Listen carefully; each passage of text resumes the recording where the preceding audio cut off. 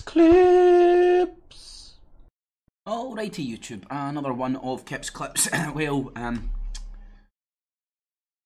the mask is slipping from Trump. It's making him harder to deceive and cover his tracks as to where his real agenda and his real loyalties lie. Again, this is nothing new. Back in September last year, Zionist Trump tells Nit and Nutjob he would recognise Jerusalem. Back in September, the writing was on the wall. Oh, but he was just playing politics, but we elected him because he wasn't a politician and he spoke shooted straight from the hip and a straight speaker. But he's just playing politics. I mean, that's Mike Rivero's logic. Yes, well, we love him and we elected him because he's not a politician and he's a straight shooter. But all these things that he's saying that goes directly opposed to what I believe in, it's him just playing politics. Wow, man. I mean, I don't know. But anyway, so this is not new. Reuters was saying it way back when. Unit News was saying it. And Paul Begigley.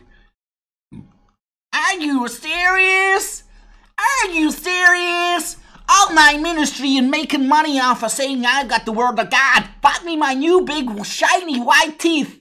Yeah, God's so great that he didn't give me the teeth that I was meant to have. So I had to con money out of use so I can afford lovely pearly whites. But she's a fucking mumble jumble bullshit artist.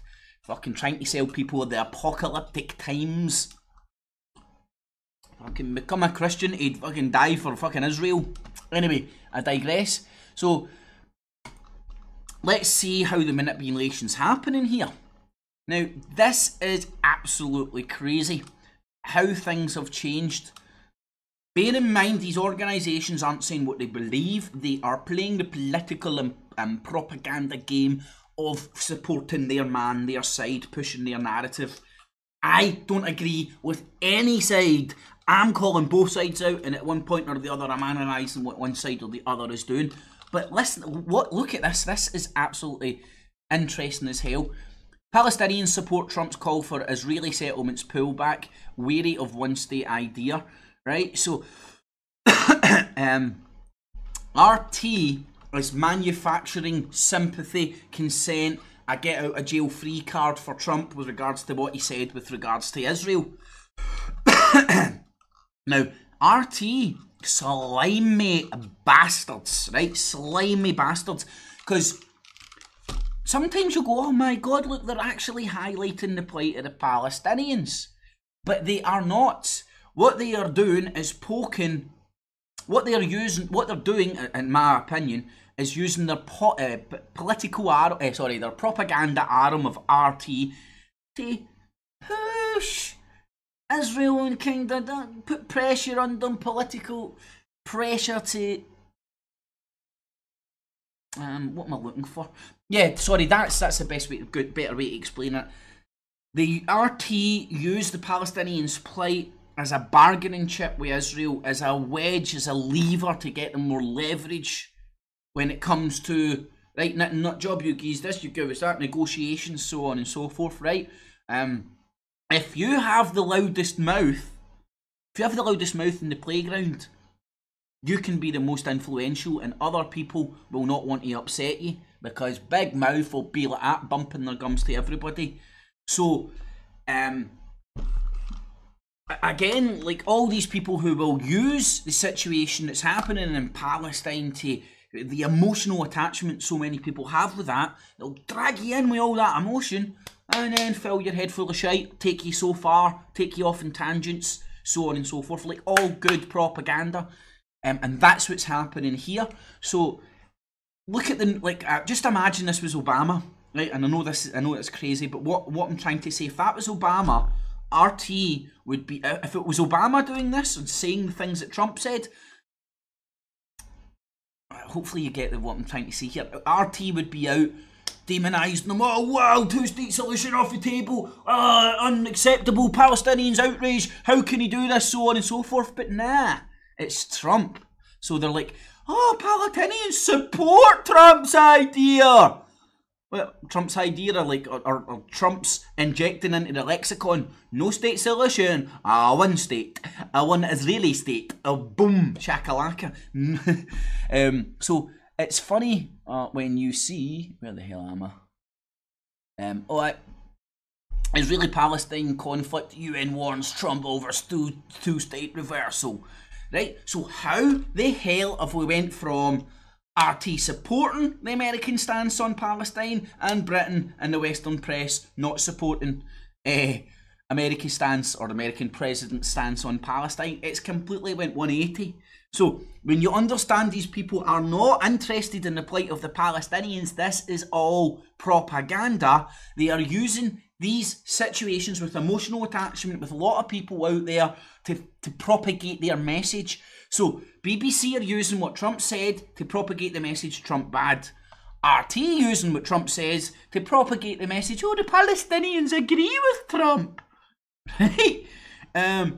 So again, it's not particularly about these two stories, it's about breaking it apart, analysing the propaganda from all sides and trying to sort of scratch beneath the surface of it all. Because call me sceptical, I just don't think RT or BBC genuinely have the plight of the Palestinians or the ethnic cleansing or genocide that's happening in that area of the world upmost in their priorities. Call me crazy, because they never actually talk about any of the real motherfucking issues. All they do is talk about memes and sound bites that the politicians are fucking out there propagating. So yeah, Trump is playing it very clever. Yes, we'll put the embassy in Jerusalem. Maybe we won't. It's something I'll need to think about. He's trying to be all things to all people. He's playing politics, and we all know Mike Rivero. He got elected because he's not a politician. He shoots from the hip. No, he isn't. He's a lying, cheating scumbag, business corporate whore who has had a Zionist cock down his throat since his dad was business partners with Benjamin Nutjob. And then you need to question, right, well, Trump's dad gave him $1 million to go and start his company. What terms and conditions did that come with? I mean, he's going to be forever in debt to his dad and his dad's friends and his dad's business relationships, so on and so forth. No doubt they probably helped him along the way. And those business relationships involve Benjamin Nutjob. And there's so many people in America that just got blinkered with the Alex Jones Infowars fucking Trump train. I seen wee Kev Faker saying Trump train the other day. Woo woo, all aboard the Trump train. Woo woo. Anyway,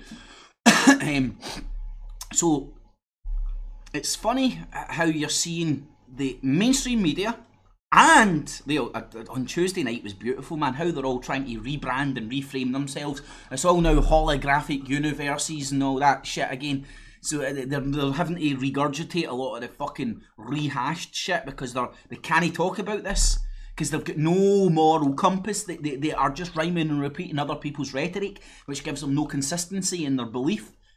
So ultimately, anybody that monitors this stuff, analyses it. I mean, the independent media make a point of telling you to keep an eye on the mainstream media, yet when you actually analyse the alternative media and critique them the way that the alternative media critique the mainstream media, oh, you're just infighting, No, I'm watching the Watchers, man, the way that everybody should. The only motherfucker I trust on this planet is me. The only person I know that's telling the truth is me. The only person's opinion that I can truly trust is mine.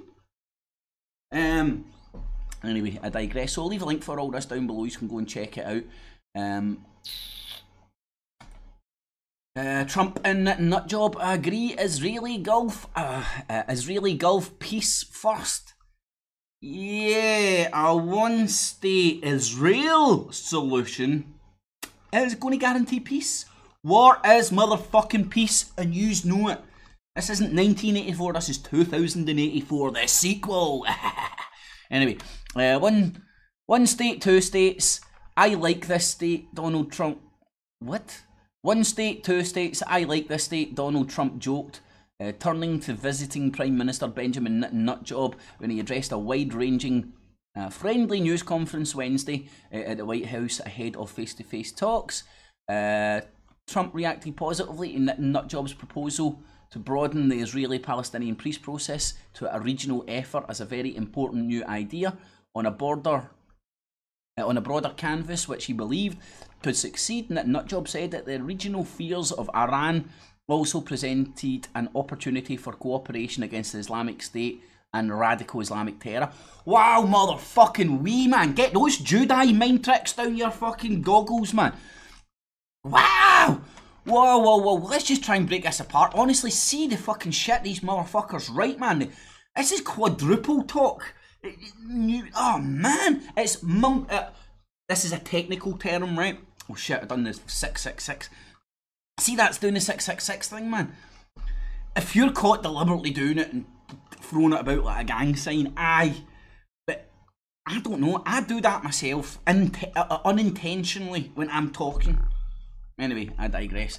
What was I going to break apart there? Aye, Trump reacted positively. She believes the fears of Iran also present an opportunity for cooperation against the Islamic State. Iran, Islamic State, polar motherfucking opposites.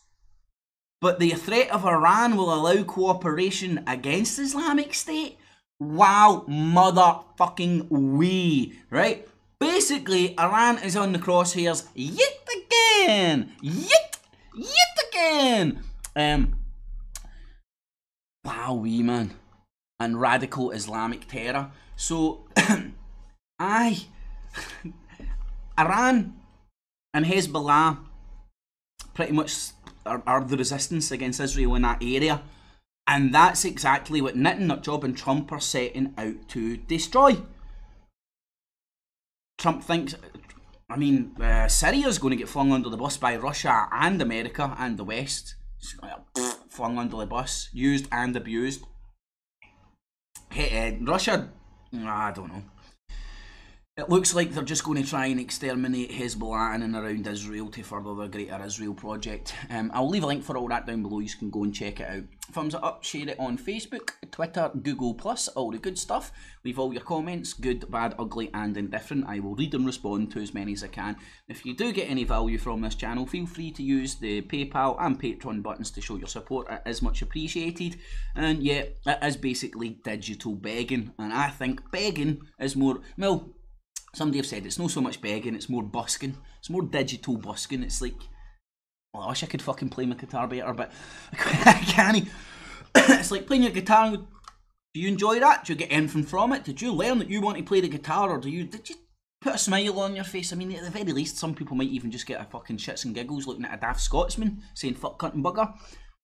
Oh, he said a sweary word. What would Jesus think? What would God think? Ah, fucking jog on, man, if you're in that fucking prison of the mind. Aye, so feel free to show your support. Alrighty, YouTube. Thanks for listening. Catchies.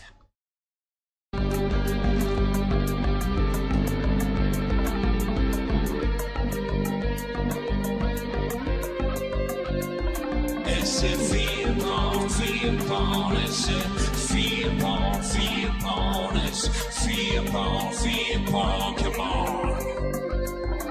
It keeps the cheese and the maize and the rats and the race and those peasants in the days like Edward Bundy's. It's a fear ball. Come on. Keeps clear.